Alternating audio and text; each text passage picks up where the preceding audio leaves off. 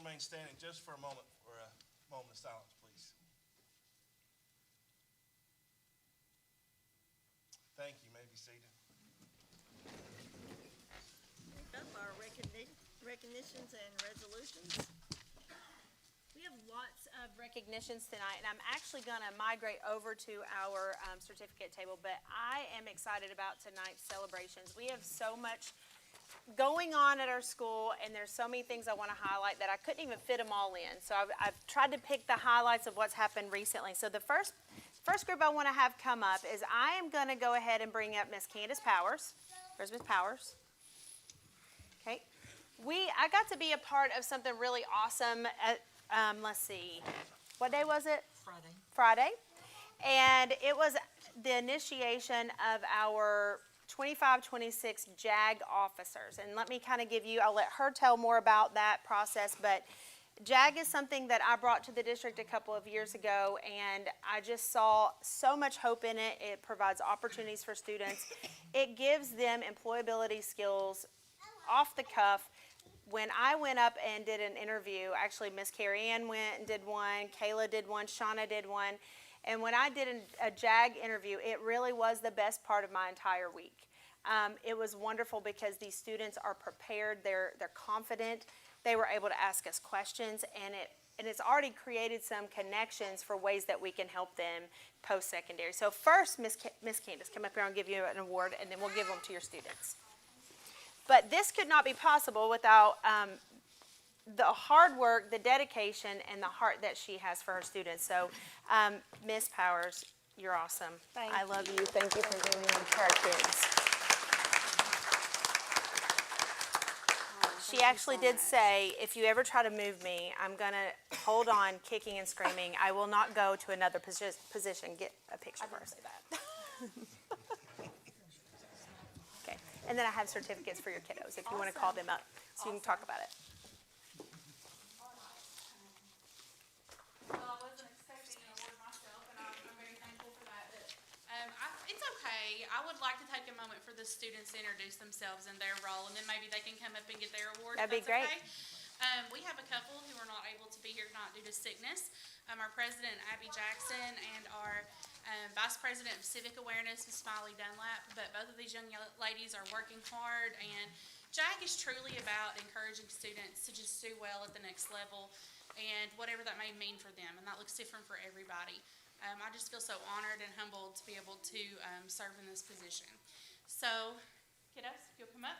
I'm going to have them introduce themselves, let you know what their office is this year in our Career Association, and then they can come up and get their award, Ms. Housekeeper. Thank you so much. Welcome.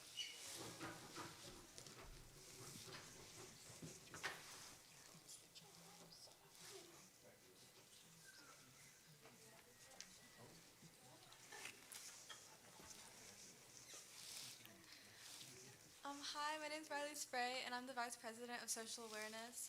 The Vice President of Social Awareness plans and organizes social events for the JAG members, and I help to build teamwork and friendships within the Career Association. My main vision for JAG is a lot of involvement and just bringing more people to the organization, because it's really helpful for everybody that's ever been a part of it. So, yeah, that's it. Thank you, Riley. Come on up.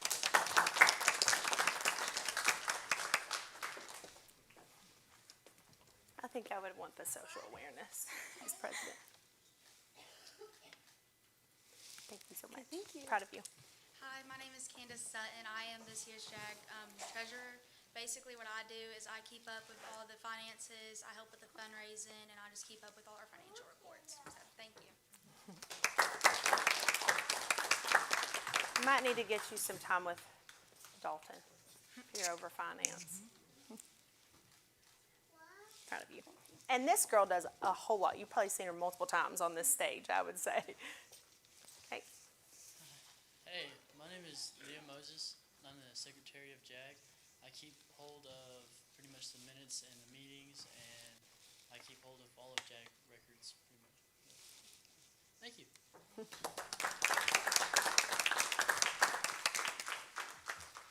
Hello, Hello, my name is Kara Houston, and I'm the Vice President of Career Preparation here. And my job, in a nutshell, is to make people excited for the workforce and how to get there. And my vision is to show people that you can go to college and go to trade schools without getting in a bunch of debt, and there's ways to do that.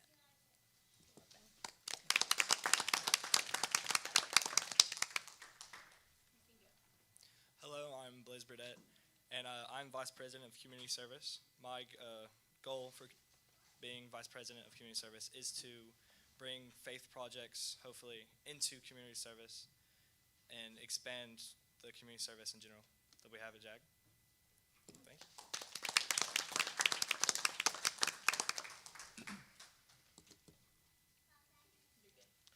Well, my name's Colton Goebel. I'm the Vice President of Leadership and Development. And my role is, it's a pretty vital role. I'm trying to help JAG, just the JAG officers like us and other JAG students grow. And I think my vision is not only for us, but for youth, like the younger, to be able to do this, like what we're doing, and get the same opportunities we do. So I think my role is just, I want to open it up to everybody and go to younger people and just be able to build them up to this.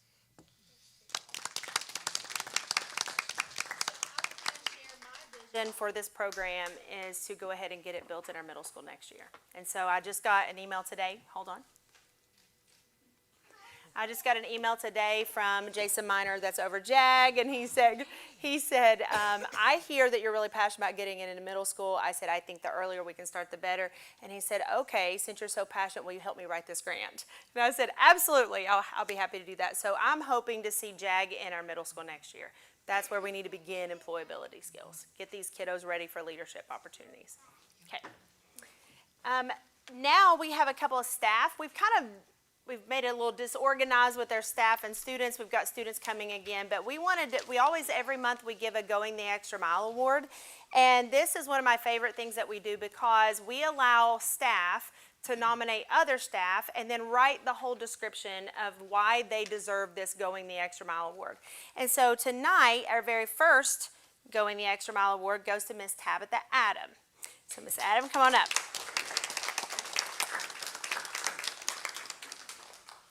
So what this person wrote is, Tabitha Adam is the kind of teacher every school wishes they had. She consistently does what is asked of her and often goes above and beyond, always approaching her work with initiative and positivity. She's not afraid to ask the tough questions that others may hesitate to bring up, and when she does, she always comes prepared with thoughtful solutions. I actually have a whole spreadsheet of solutions that she shared with us that we used this summer, actually, to prepare. Her dedication to helping students extends beyond her own classroom as she frequently seeks out ways to support them academically, even in the subjects she doesn't teach. She eagerly volunteers for committees and school programs, notably as the only high school teacher to assist with our extended school services program, and also participates in D-Hall teacher rotation. Her reliability, professionalism, and collaborative spirit have made a lasting impact on both our students and staff. On a personal level, she's helped me grow as a leader and has played an instrumental role in shaping the systems and processes we successfully implemented in our school. And I'll let you guess who wrote that. Thank you so much, Miss Adam. Do you want to come up and get a picture, ladies? I think you should come up and give it to her. Oh, I think so. I think Mom's okay with you holding that. Okay, and then you want to hold this one? That's baby sister, right? Right here she is. Okay, right, look at the camera. I'll hold her.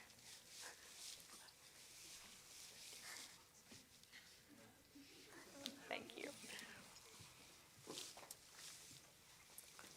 And she just started school with us, and she taught me more in a 20-minute conversation than I've learned probably in the last 20 years. That cat right there.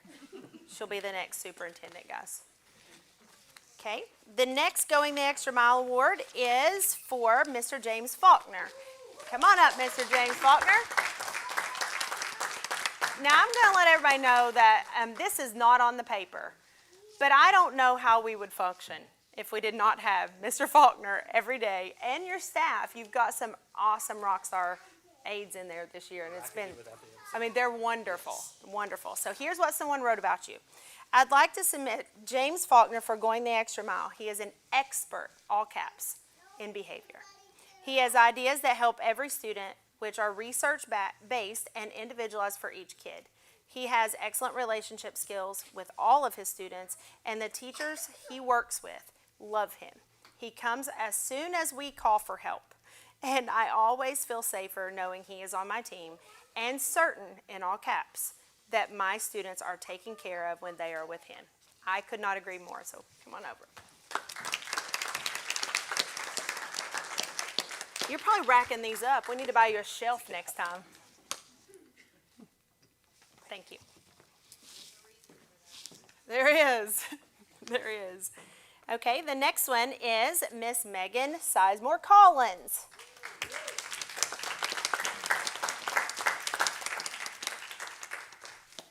This person says, I'd like to submit Miss Megan Sizemore Collins for going the extra mile. She has time for every student who needs my sort of help. Scheduling, mentoring, 504s, cool down opportunities, anything students need. She's level-headed, and students feel comfortable opening up to her. She is organized and communicates clearly, making it a pleasure to teach the same students. It's hard to tell that this is her first year as a counselor because she is doing so well. And I will say, I started my morning with Miss Sizemore. I came in to her brother, who's my roommate, backstage right here, and I said, oh, if I could just stay with your sister all day, I'd really love that. But her students would not, because they kept getting reminded to come back. So come on over and I'll give you your award. You rock.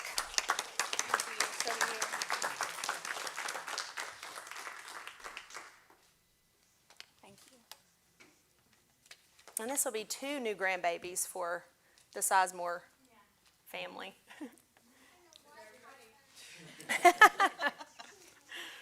Okay, and then this is our last Going the Extra Mile award for tonight, Miss Katie Waltz. Oh, yeah.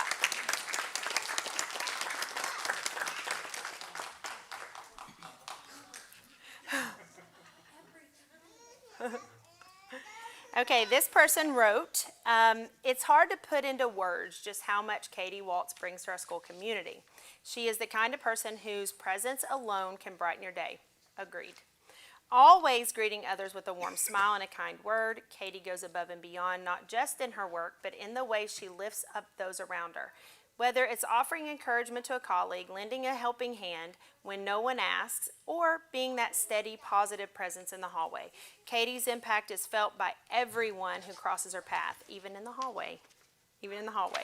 Students absolutely adore Miss Katie, and it's easy to see why. She makes each child feel seen, heard, and valued. Her ability to connect with students and inspire them with both kindness and consistency is a true gift. Katie embodies what it means to go the extra mile, not for recognition, but because it's simply who she is. She is a joy to work with, a role model for others, and the true heart of our school community. Katie Waltz is more than deserving of going the extra mile. That about made me tear up. And I couldn't agree more. Thank you. You're welcome. Thank you. Okay, now we do have 2 students who are going to share, and they definitely embody what it means for students to go the extra mile and to really challenge themselves. So I'm going to read a little bit about him. I'm going to let him speak, and then he can come up and get his award, and then we'll switch, okay? So Caleb Nichols, I did write in your card. I went ahead and just called you Dr. Nichols, okay? Caleb is a sophomore at Williamsburg Independent Schools, member of the Jacket cross country and tennis team, and is a gifted leader. This summer, he represented our school district at the Congress of Future Medical Leaders in Boston, Massachusetts. The Congress nominates about 5,000 high school students nationwide to come together to be mentored by world-renowned medical leaders, biomedical innovators, and experts in medicine and communication. During his 3-day conference, Caleb was mentored by Nobel Prize winners, multiple physicians, surgeons, and medical school deans. One mentor was a world-renowned body language expert. I think that's really cool. As superintendent of Williamsburg, I am very proud to have Caleb representing our school district, but even more excited about what the future holds for this young man. So come on up and share about it.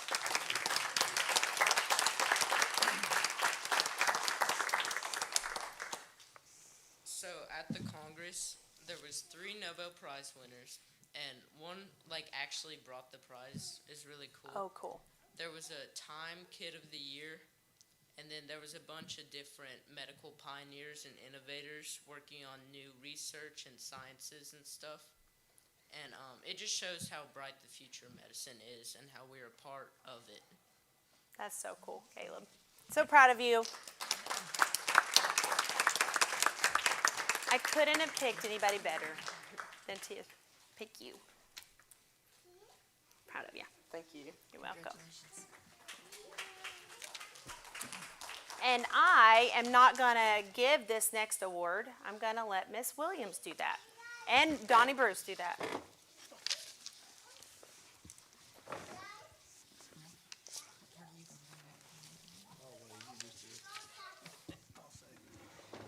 I'm very proud to introduce to you our Governor's Scholar. He has worked very hard to be at this status, and he continues to work hard as he looks forward to his college. And his name is Zeiler Housekeeper.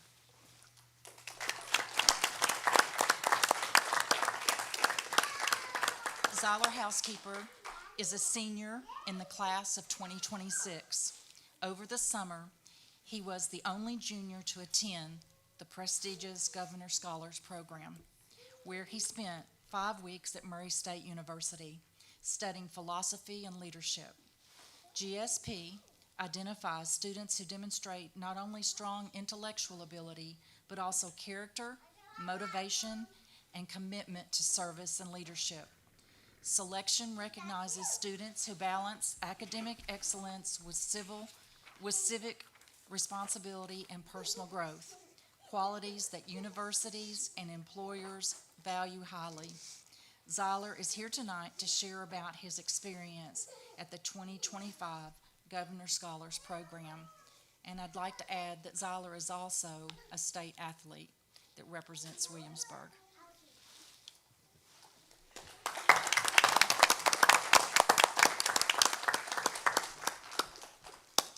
So at the program, I was able to be taught by multiple college professors on various topics, such as leadership and philosophy.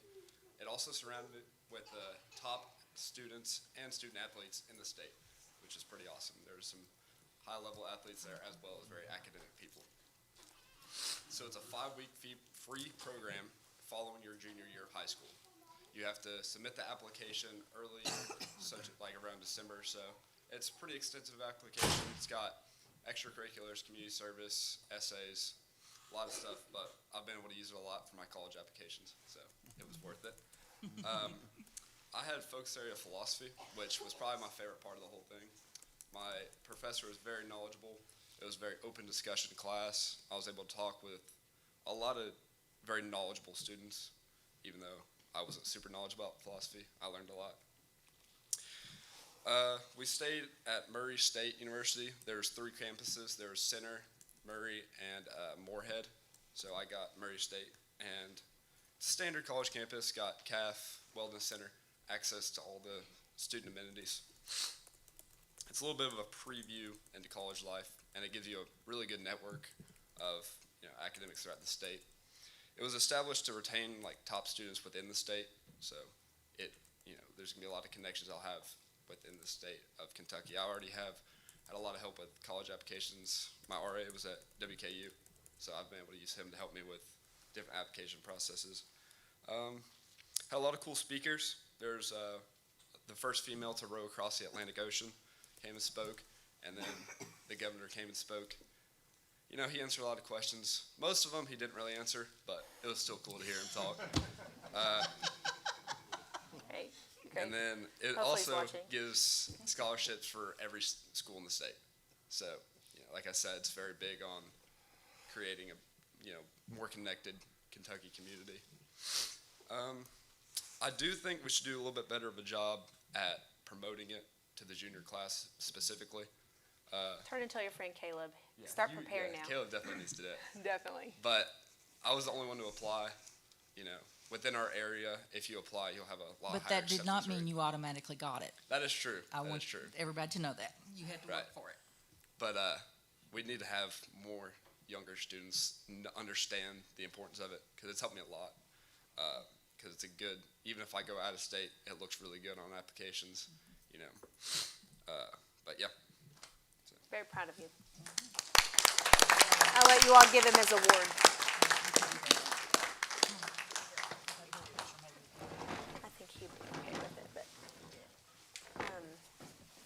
I think you should give Bailey Gregory's award because she finished the principal program. Not here.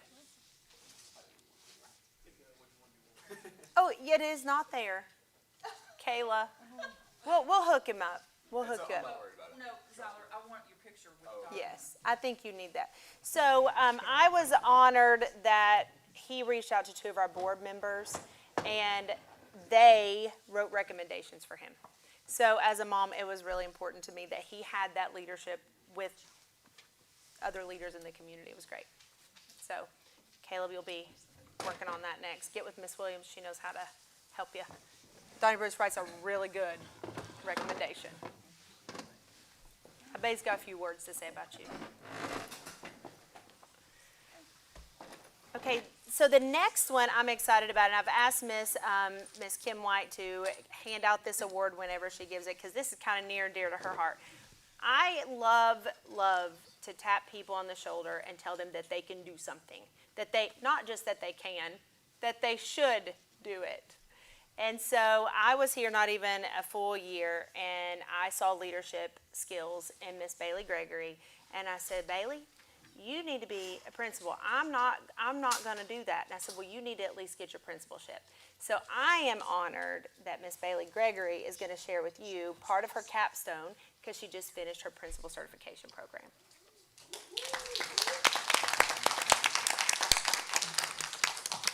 Unfortunately, the rank's not going to make up the price difference of earning that, but hopefully eventually it will. So my name is Bailey Gregory. I currently teach third grade math here at Williamsburg. I sincerely appreciate this opportunity to speak with you tonight and share some highlights of my journey. So this journey has been more than just a personal milestone. It's been like a transformational process filled with learning, reflection, and real-time leadership. And I want to thank Ms. Parton and Ms. Housekeeper and Mr. Moses and Ms. Winchester and Mr. Miller for allowing me to kind of mentor them and be with them and kind of see how they do things. I've learned a lot through that process. But to do this was a unique opportunity for me because I got to stay in the classroom while I was learning about leadership. So I've kind of put some of the things I've learned into my daily instruction and things that I do with my students. So throughout the program, I was intentional about applying what I learned. And one of the initiatives I got to do with Miss Kayla back there, we hosted a family math night last year. She came and she's like, hey, we've got to do a family engagement. Do you think you could pull together a family math night? I was like, yeah, I got you, no problem. So we set up some different stations in our hallway, and some math teachers and some non-math teachers volunteered to do that with us. And we did different games, and we had a food station. We even brought in Miss Meg Judd to do some songs with the kids. So the students really enjoyed that. I think the families enjoyed that. I hope that we get to do that more often. I think it's really important to let families see how math is taught now, because it's not the same as when they learned. So I think it was an eye-opening experience, not just for us, but for the parents as well. So I'm very grateful that I got the opportunity to do that. Another valuable experience was I got to serve on the Certified Evaluation Plan Committee, and that was really eye-opening. That was probably the most informative piece that I got to do this year, and I think that helped me a lot with my college classes. I know that my professors were like, oh, wow, you got to sit in on that? That's a great experience. Like, that's some of the best stuff that you could get. And, I got to do that with other teachers and administrators and kind of see everybody's different perspective, but, we all came together to figure out the best and fairest way to evaluate, and not to have an I get you, but to help you improve in your craft. So I was very thankful for that opportunity. And then this past summer, I got to sit in on the school interview committee, and that was very informative too. Getting to see people for their educational background, but also getting to know them as a person. So I had the privilege to get to hire my new teammate this year, and get to hear her story and her family upbringing. When we interviewed, I told Ms. Parton, I want to call her right now. I said, I want her to be my teammate. I said, because she's got a heart for kids. I said, I can tell that from her upbringing, and I said, that's what we need here. We need people who connect to our students and our demographic. So I got the opportunity to sit in on those, and I greatly enjoyed that process and hope to get to do that more often. But throughout this journey, I've learned more than systematics. I've learned how decisions affect students and how they affect families and how they affect staff. I've grown in the area of communication, data analysis, and cultivating a positive school culture. And above all, I've learned that effective leadership begins by building strong relationships. So our greatest impact comes when we lead with purpose, empathy, and high expectations, and commit to uplifting others and creating spaces where all learners and educators can thrive. So as I've completed my rank 1, I'm very excited and prepared to take my next step in leadership, whether that be in a formal role or continuing to lead from the classroom. I am very committed to Williamsburg and the community and serving that with integrity, vision, and a deep belief of what our students can achieve. So thank you for pushing me, Ms. Housekeeper, to pursue this, and I look forward to what the future holds here at Williamsburg.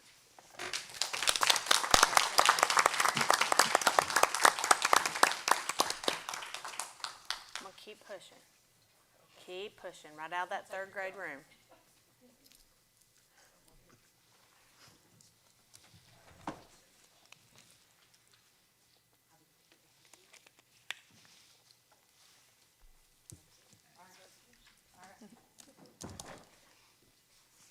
Okay, the next celebration that we're going to have, it was actually hard for me to even find where this fits on the agenda because I just wanted to highlight what was happening in this classroom. So this year we went ahead and, I guess, approved or adopted our portrait of a jacket.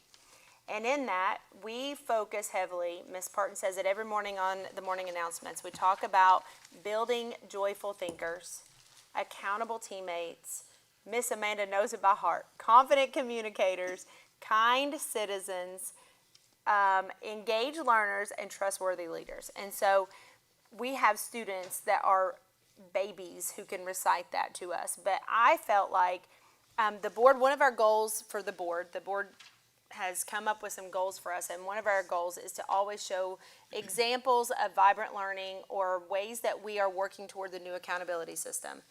There is not a way that I can show a better example of vibrant learning than in Miss Jackie Harr's class. And so when I went to her, it was hard for me to even explain what I wanted her to do. But I am going to read a little bit about her and about her classroom and her students, and then she's got a presentation that I think everybody is going to love because it just embodies the heart of a portrait of a jacket and what our mission and vision is here at Williamsburg. So Miss Jackie Harr was a gift to Williamsburg City School when she began teaching here last year. She initially considered being a business teacher. That was short-lived time because we saw some things in there. We're like, oh, wait. We know where you need to be. But changed her mind upon learning that we needed a teacher for our middle and high school MSD classroom. Since beginning this new chapter in Williamsburg, she wears many hats.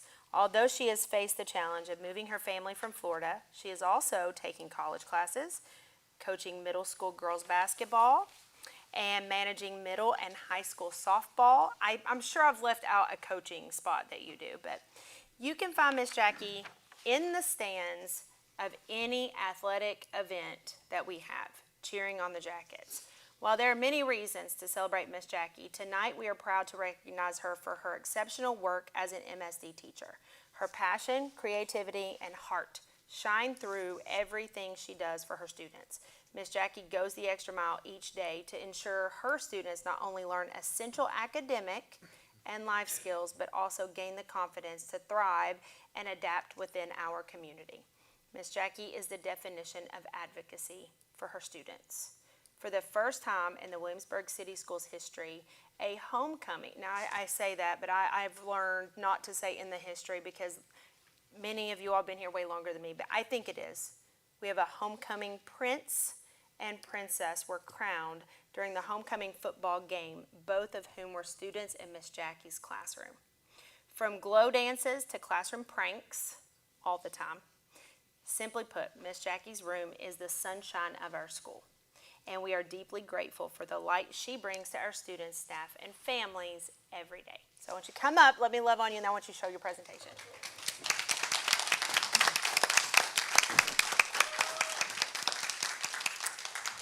if I get stressed, that's where you can locate me, is in Miss Jackie's room. That's where the fun happens. Yes.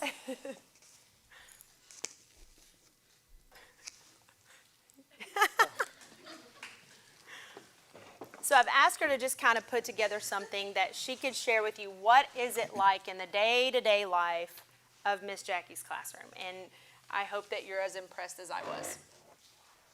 So just a quick introduction. Like I said, I moved up here from Florida with lots of expectations and intentions. But one of them was becoming a jacket. It was more than just joining a school. It's becoming part of the family. There's something truly special about this place, a sense of pride, connection, and a shared purpose that runs deep. Whether it's walking through the hallways or watching students cheer each other on, you feel that this school isn't just a building. It's a community, and I'm proud that I can call it mine. As I've settled in, I've quickly realized something that most of you already know. Our classroom assistants are the heart and soul of what we do. They are the quiet heroes. They keep records. They help with transitions. They provide personal care like shower and changing some of our students, guiding our students class to class. Honestly, this list could go on and on. Their work is often unseen and unrecognized, but it's always felt, and it's absolutely essential. Our classroom simply wouldn't run without them. And for those of you who are not familiar with what I do, I work in the world of FMD and MSD with your disabilities. In our classroom, milestones don't come as fast as those with the neurotypical students, but when they do, they are powerful. They are meaningful, and they are worth celebrating. Whether it's a middle schooler finally becoming potty trained, or a student with complex needs attending every one of his general ed classes, and by the way, he has all A's and a B, or one of our amazing students being crowned at homecoming court. These aren't just achievements. These are victories that represent determination, growth, and courage. To be part of this world, celebrating diverse abilities, is to witness true resilience. The rewards may not be instant, but they are very deep and very lasting. This work teaches you to be a success in a whole new way, and to appreciate the strength it takes to show up and try again day in and day out. So thank you guys for welcoming me. Thank you for showing me what it means to be a jacket. And thank you to every teacher, assistant, student, and family for letting me be a part of something that's bigger than all of us. A school that truly celebrates every ability, every step, and every story. Thank you.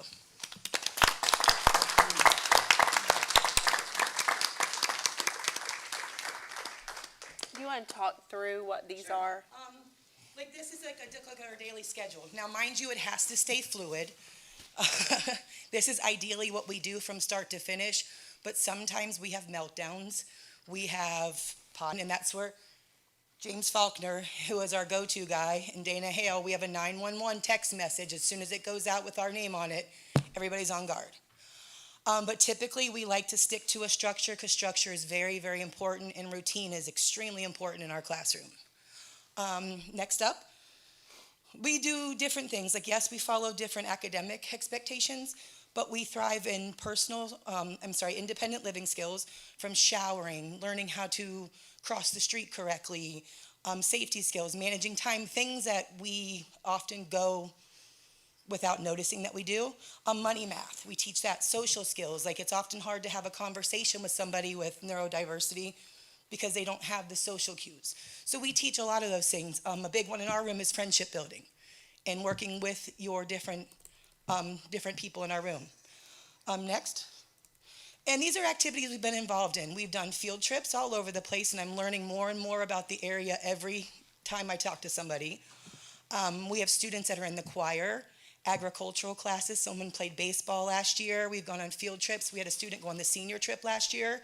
Again, we're a part of homecoming.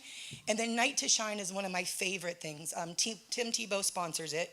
It's a nationwide, actually worldwide thing they do on the same date every year. And it honors and values and supports guests and their families through a prom, centered on God's love for people with special needs. So they cater to our people, and it's one night just for them. There's limos, there's picture taking, there's glow rooms, karaoke. It's absolutely amazing. Last year I introduced that to 2 of our students, and I'm hoping to get all of them on board this year. And it's absolute, like I said, free, but it's so much fun to go to. And next. And these are things that we have to do in the future. Those are the different things that my students want to do, from being a preschool aide to a WWE wrestler, learning to ride roller coasters to an astronaut. And how we get there is through our career-based instruction, community outreach and activities, field trips, and the biggest ones of all is being believed in and being accepted. We're not just kept in a box anymore. Like, I'm right there pushing everybody out the window. And next. Oh, and then, like I said, my favorite thing we do is inclusion is just not about making space. It's about recognizing the value every person brings. Students with functional mental disabilities remind us daily that compassion, patience, and joy can shape a better world for everyone. And then this is just different pictures of what we have going on. Like I said, my biggest thing is to make them have fun. If you're having fun, you're learning, you're trying. We've played basketball. We have an adaptive PE class that Coach Brennan does fantastic with us with. And this is just a bunch of different adventures that we've been on so far this year. And this was at the pumpkin patch for this week. And so just the basic things of sharing the smell of a flower and taking turns is a huge milestone. And then these are different things, like we go out to the football field a lot. We've gone to the petting zoos. We try to work our classroom as much as a classroom as we can. And that's us being silly. Like I said, we like to laugh. And that's different pictures from this weekend last week at Pumpkin Patch. And this is when we got to participate in the Ag Games this year. We did the Ag Olympics. And that was us kicking the green team's hiney in tug of war. And the acceptance our students have shown has been incredible for our classroom. Like I said, those smiles shine brighter. They're contagious. And our gentleman on the left, Noah, he was in a school play last year. He was in the choir. He led our choir out on stage for Foreigner this year. So he's done leaps and bounds for us. And this is them working together to try to nail this parachute thing. 1, 2, 3.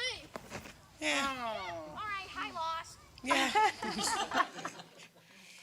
And working with those with special abilities doesn't just change lives. It awakens something in your soul, a quiet glow that comes from seeing the world through pure, unfiltered light.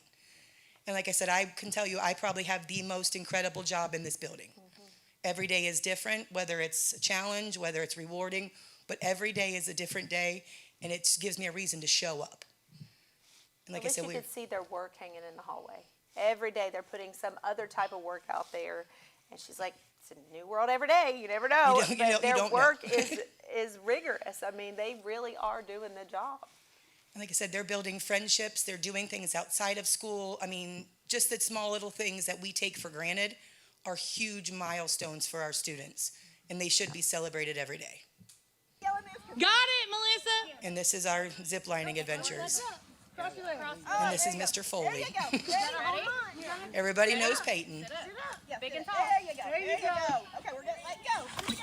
Whoa, go, Peyton!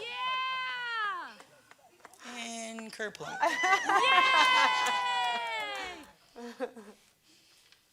And I said we've got a few new ones this year. We have a transfer in from Alabama who's, it's been a little struggle to transfer at first, but now he's catching on to what we do. And there's, singing there. And then this one's my favorite with Noah on the zip line.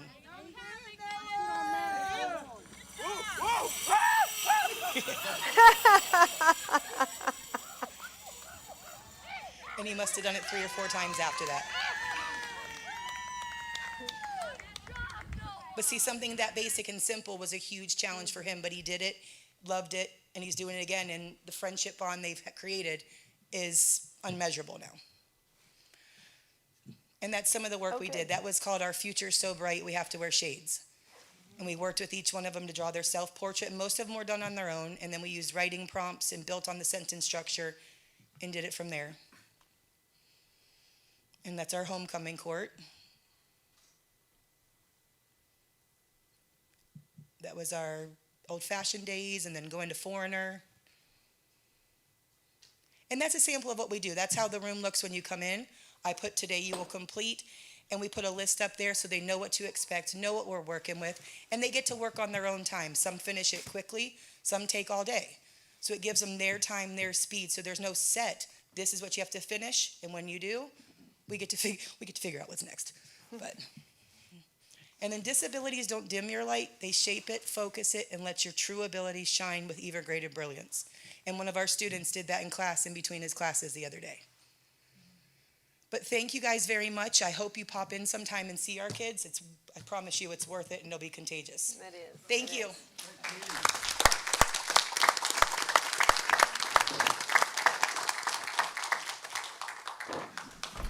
Approval of today's board meeting agenda. Do we have any additions or deletions? Nope. I need a motion to approve today's board meeting agenda. Motion. Is there a second? I'll second. All in favor, say aye. Aye. Anyone opposed, like sign. The motion is approved. Approval of the regular scheduled September board meeting minutes. I need a motion to approve the September regularly scheduled board meeting minutes. Is there a second? Second. All in favor, say aye. Aye. Anyone opposed, like sign. The motion is approved. Moving on to the superintendent's report. Okay, so we had, I'll give it to him tomorrow. We have 4 goals from our board. Basically, they're goals for me as a leader, and then I've kind of pushed those out to my team. The first one is to improve staff attendance, and the purpose of that goal is to have strong fiscal, making sure that we're managing our finances the best that we possibly can. And so this year, we've set a goal for, it says the Williamsburg board will support efforts to promote greater than 97% average daily staff attendance for the 25-26 school year. Updates and evidence will be provided to the local board during each regular scheduled board meeting. And so the reason that there's a lot of math that went into this was we got posters back here for days of just trying to figure out the math of what is the average daily attendance for staff. The goal of 97%, we would like to stay above that, or definitely end the year with that. Currently, September, the month of September, we are at 97.3%.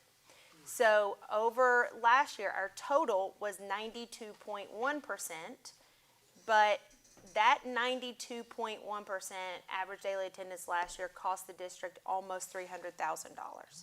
So that's why this is embedded into our board goals, because that's helping us financially to do better. As part of our other board goal, I always will provide you some student learning examples and updates on attendance and enrollment. And then also in the November meeting, Ms. Parton will share the communication plan and our strategic plan for that, and the facilities will be at the next meeting. So I'm going to have Josh come on up and share some learning updates with the team.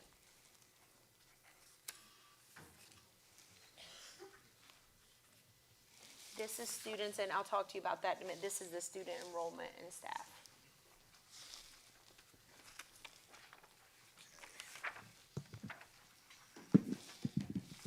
So just to echo what Ms. Housekeeper and the district goals, kind of where we're at right now is we're close to receiving the state assessment results, but that's still a little bit out, so we can provide that the next board meeting or so.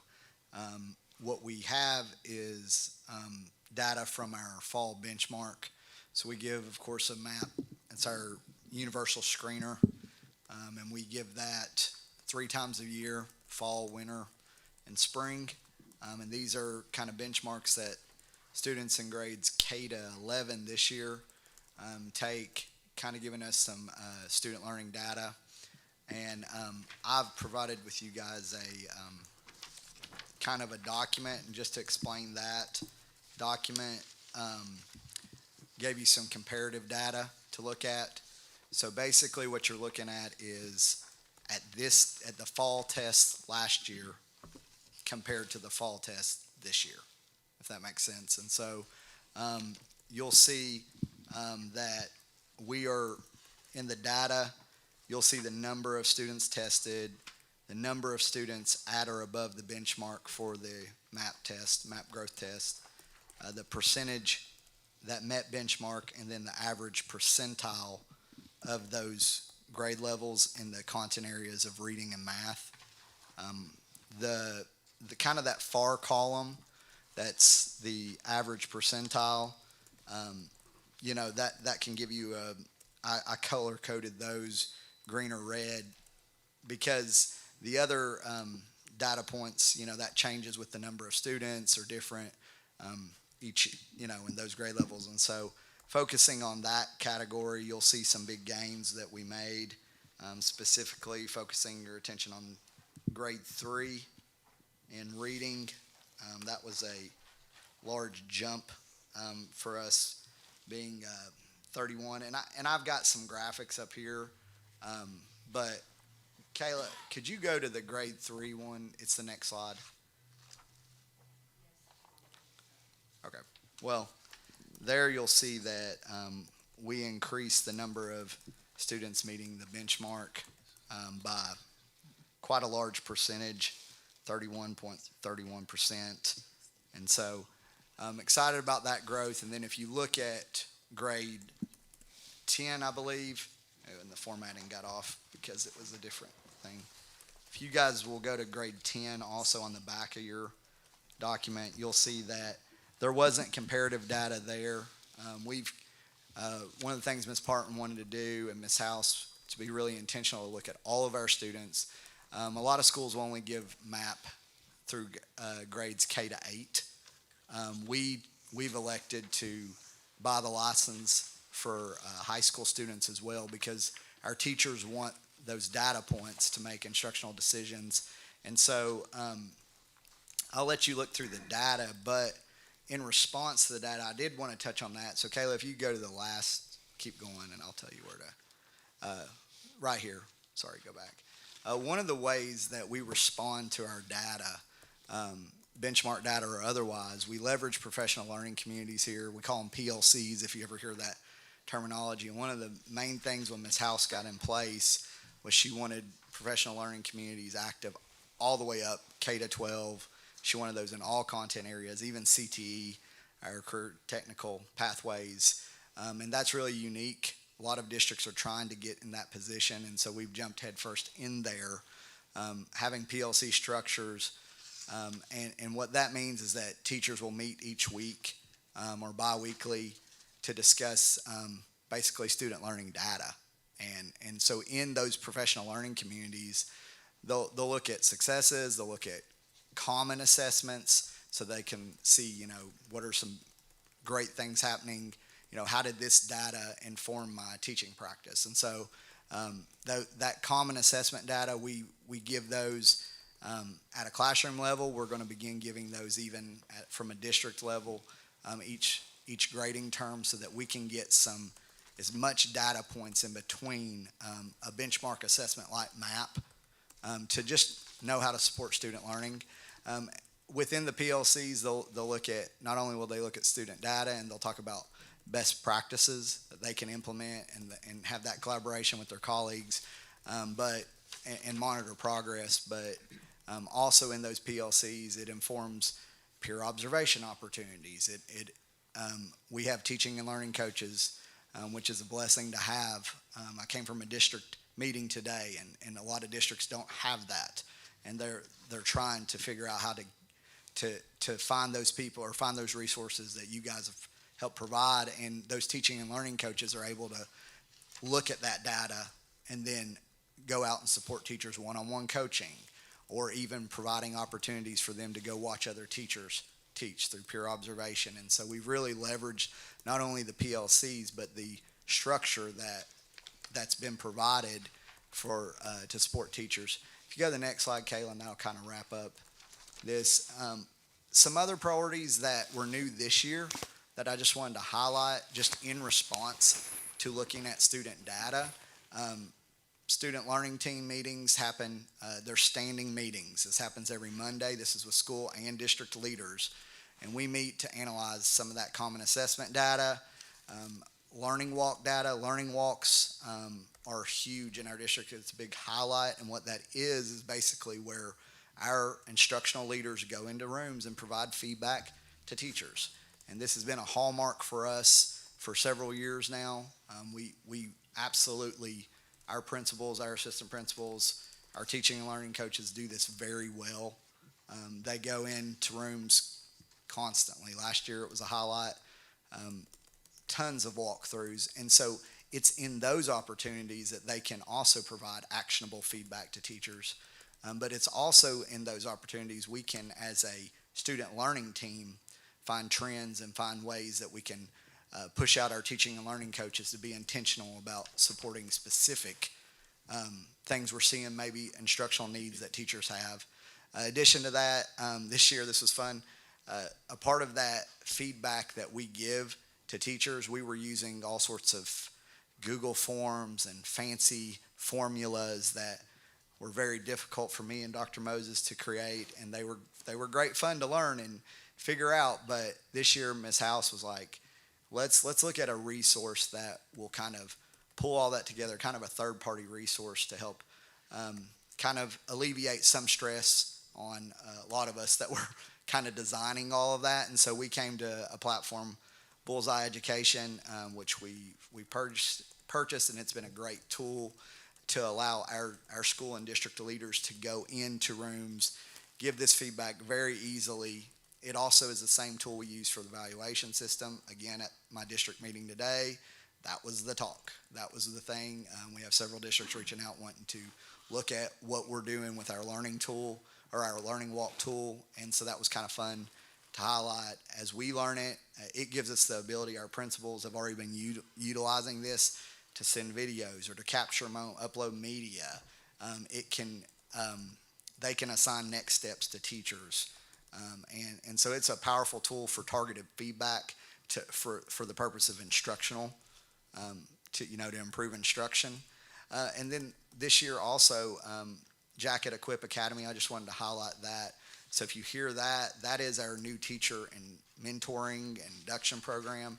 And so any teacher that's new to our district or really less than 2 years of teaching experience, we want to support them ongoing. And so what that looks like is they have a little bit extra. They have some additional PLCs that meet after school monthly. They'll have teacher testimonials. That was one of the things we put in. So they'll hear from teachers that are in the classroom and can provide them some insight. They have mentors that are assigned to them that they can meet with to just bounce ideas, to try to give another layer of support for new teachers. And so we're proud of that. We're growing that. That's something that we've been collaborating on this summer into now, and hoping to keep improving that. In the Jacket Equip Academy, we have tier 1 focuses, which is basically our district's instructional focuses. And really, it's just good, effective teaching practices.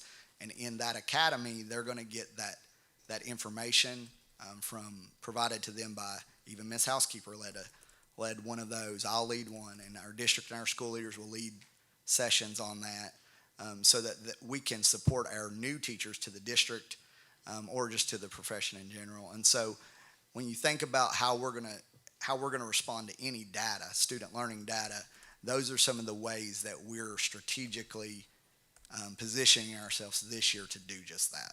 So.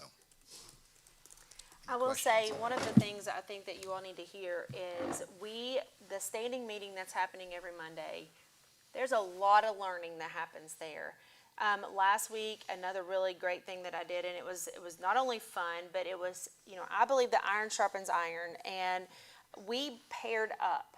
The district and school leaders paired up, and we did learning walks together. And that was so powerful for me, because I was with Andrea, and it was great because, number one, high school instruction is foreign to me, and so elementary is foreign to her, and so that's my heart. And so we were able to go around.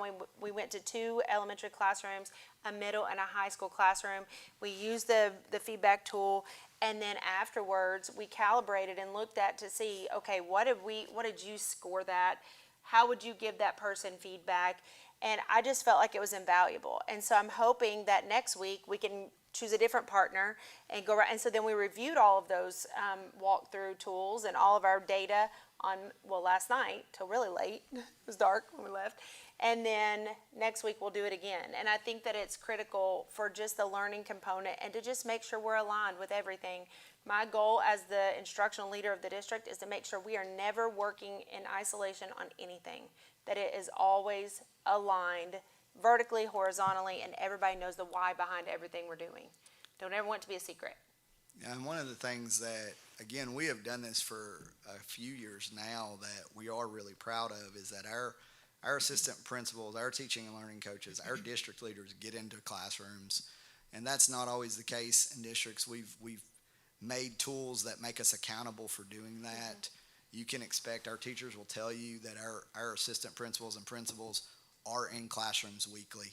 They have a schedule, a scoreboard, so to speak, that we track that. And then Ms. House had me build one, of course, for district leaders. And so ours is monthly, but we have, with the number of central office staff we have, we've kind of divided that up to where we feel like we can cover be in every classroom every 2 months. So, so you've got district leaders going in monthly, providing feedback around instruction. You've got school leaders every day, every week providing. And what that equals out to is lots of feedbacks, lots of visits, and hopefully increased student outcomes. And obviously that's the goal.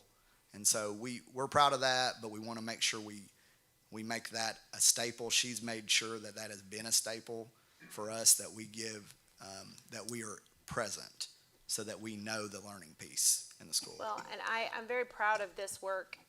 Every district leader, if you're looking at them right now, Carrie, Dalton, Josh, Dana, Brian Berta, every district leader has a student growth goal on their professional growth plan.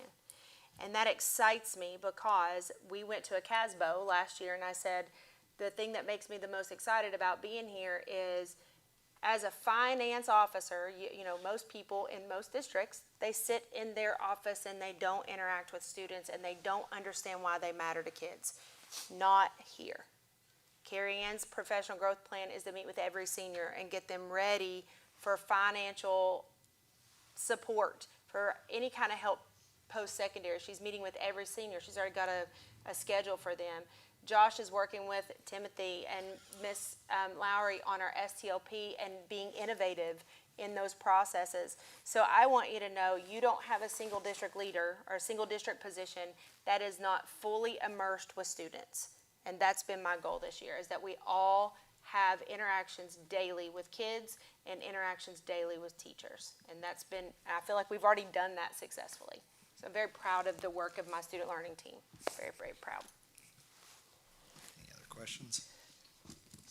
Josh, I don't have a question, but in meeting with you this past week, you shared with me that other school systems are looking at us and asking, what are we doing, and can you help us out? And I'd just like for the board and for the community to know a little bit about that, if you can touch on that. Well, you know, one of the things that's really exciting about really the landscape of education and really the commissioner's charge right now is about collaboration. Now, we belong to several, you know, we belong to Southeast South Central Cooperative, KDC. These cooperatives make opportunities for collaboration and networking, but we're also a part of the Elgin Foundation, and it's really a principal network, and it's moved into a district leader network. And what it does is seek to local kind of area schools, bring leaders, school and district leaders together. There's learning, but then also what seems to be a byproduct of that is these collaborations.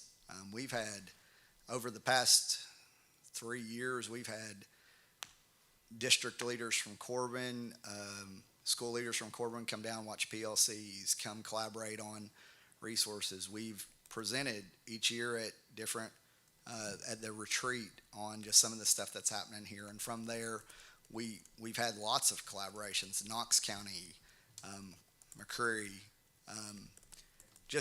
and so in that we can learn from each other. Laurel today talked with their chief academic officer. They wanted to compare tools and just share, and so Whitley County the same. And so we've been able to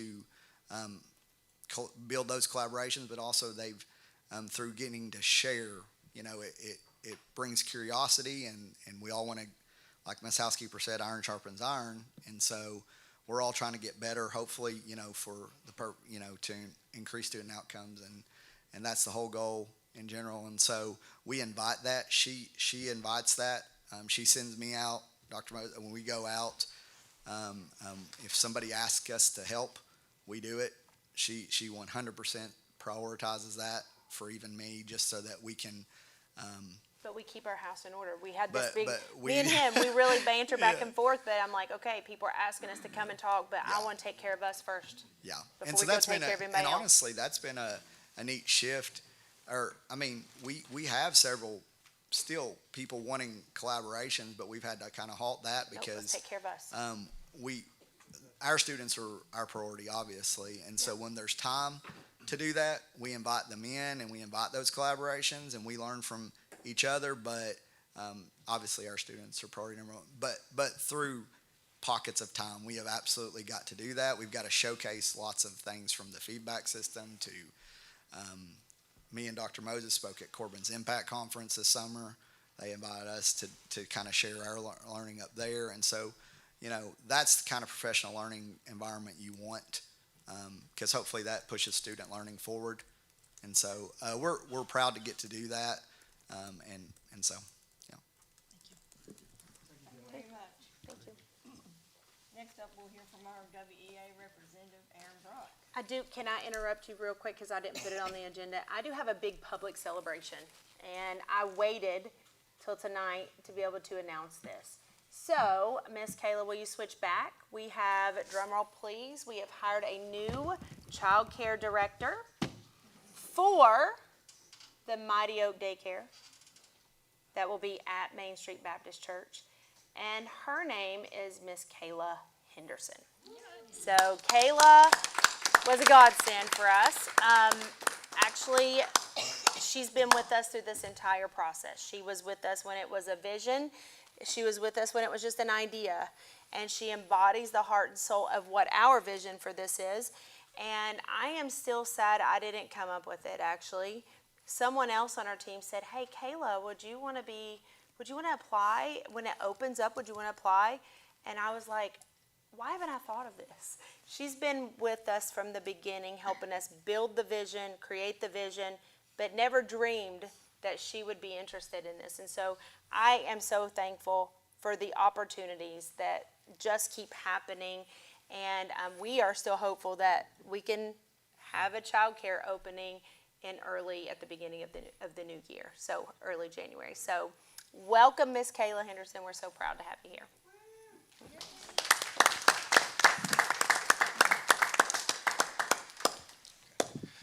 Well, that's great news. It You is. can ask Miss Winchester, how many times did I look at you last year and say, I seriously might have to take a sick day because I don't have anybody to watch my daughter. Yeah. So that's just amazing for us to be able to have that opportunity.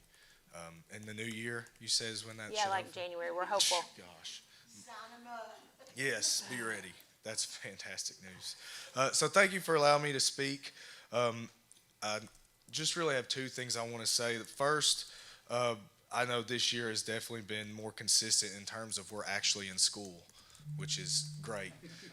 There's not been 15 different crazy things happen, which I think is just going to lead to a stronger year for our students in the classroom as far as what we're able to do consistently. Because last year it was so hit and miss, I think really until after we finally got back from Christmas break, before we were supposed to get back, and then we missed for snow. So I think we're finally going to be on a roll to really improve our engagement and our performance in the classroom. But as far as some of the things Josh said about people being in the room, I want to thank Miss Winchester for everything that she does, and not just see it at the high school level, but I mean all the help that we get and support. It's more than just what do you need in your classroom.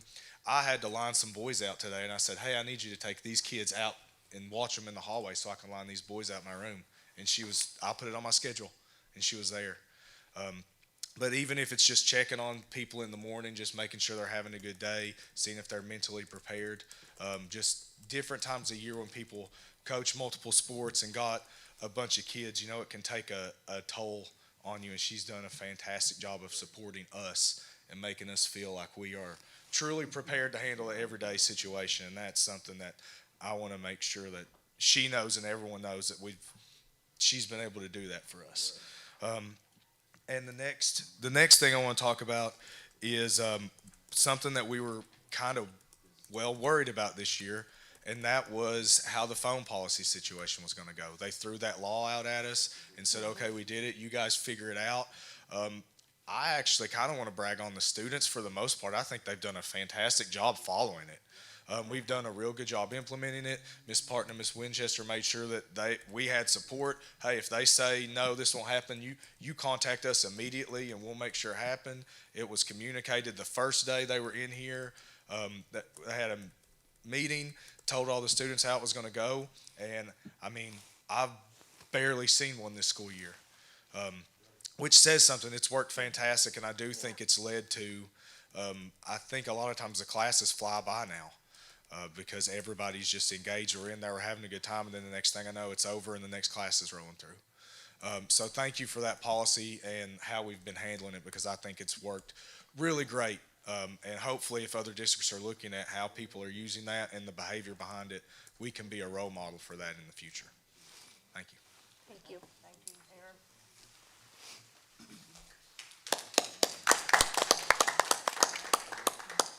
Persons requesting to address the board. Each person wishing to address the Board of Education may do so at this time.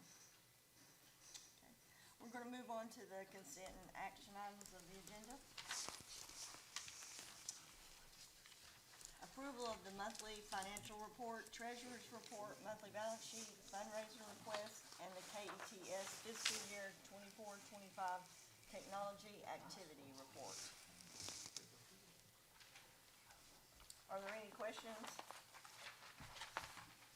I need a motion to approve these mentioned items. I'll make a motion. Okay. All in favor say aye. Aye. Anyone opposed, like sign. The motion is carried. Moving on to action agenda. Approval of the SRO contract between the City of Williamsburg Police Department and Williamsburg Independent School District for 2 SROs for the 25-26 school year. Are there any questions? I have one. This is assigned one regularly employed police officer. Is that what? Because they each have a contract. Okay. That was what, I was just Yeah. confused on that. Yeah. All right. Superintendent Housekeeper recommends the board approve this action item. I need a motion to approve. Motion. Is there a second? All in favor say aye. Aye. Anyone opposed, like sign. The motion is approved. The approval of the memorandum of understanding between New Horizons Academy / KEDC and Williamsburg Independent School District. Are there any questions? Superintendent Housekeeper recommends the board approve this action item. I need a motion to approve. Is there a second? Second.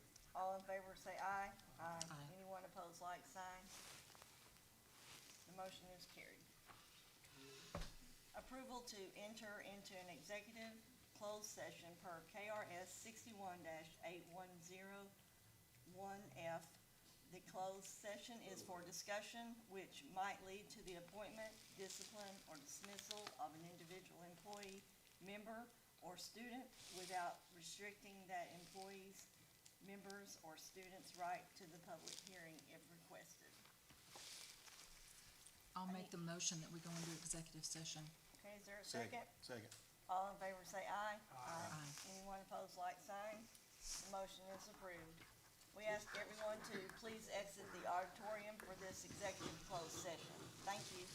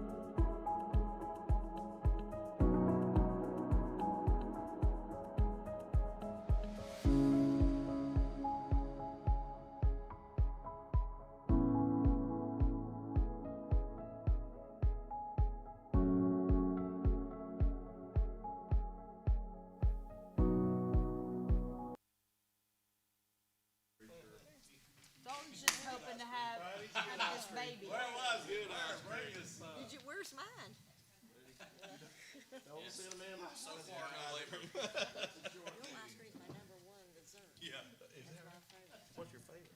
Oh, ice cream. Yeah, mine too. I'd eat it thought I was every gonna have to go count day. the Oh, I balls. would eat it every day. Thought I was gonna have to go count the balls. Anything chocolate, peanut butter, coffee, almonds. Build my own.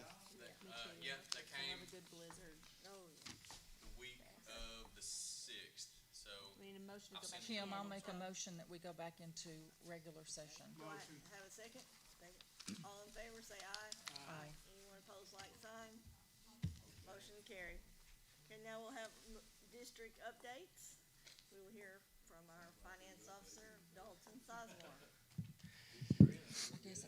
I don't have too much today on the finances. Last month, we didn't take any taxes. We've not worked it, we've not worked it into the budget, but if you want to, we can look at it for next year. But, no, we didn't take any taxes last month. Tax bills went out yesterday in the mail. I got the confirmation from the government utilities guy.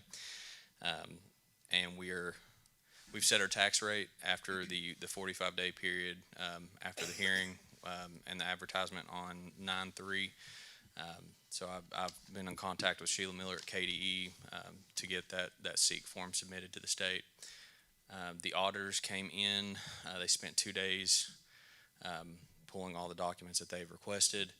I haven't heard back from Shad just yet on Fund 2 and Fund 51 transfers and all those little adjustments that he makes, but thankfully Stephen came in, helped me do those and make those adjustments, so I'm hoping to hear back from Shad before the end of the month, because we do have the audited AFR to submit to the state on the 15th of November, and I think we're heading pretty close to closing up the audit from what I've been in correspondence with his people. But that's all I have for finances, if anybody has any questions.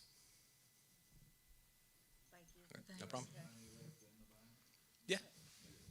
Yeah, now we'll have some more now that the taxes are gonna start rolling out. We've had people calling asking, Did anybody raise Cain or no, I was glad to see Whitney seemed to raise theirs something. Yeah. 85 acres something. yeah, so now that said, I can breathe a little bit easier now, knowing that we'll have that state equalization and then the extra bonding potential. I mean, we could put it in the budget for next year, but we've already set the budget this year. You ain't got it, you ain't getting it. If you ain't got it in the budget, you ain't getting it. I don't see no board bonuses, but if you all want some, we can try to work that out. Thank y'all. Thank you. I do want to state for the minutes that, in our closed session, there was no action taken. Next up, our HR Director, Carrie Hamlin. For new hires, we have Josh Hudson. He is a substitute and working to be a part-time bus driver. Amy Salmons is a substitute, and then we have Kazim Fazil, who is an instructional aide. And then for resignations, we had Madison Jones, who is an instructional aide. That's all. Thank you, Carrie. Are there any additional board member comments? I need a motion to adjourn. Motion. Is there a second? All in favor, say aye. Aye. Anyone opposed, like sign. The motion is carried. glad you and really the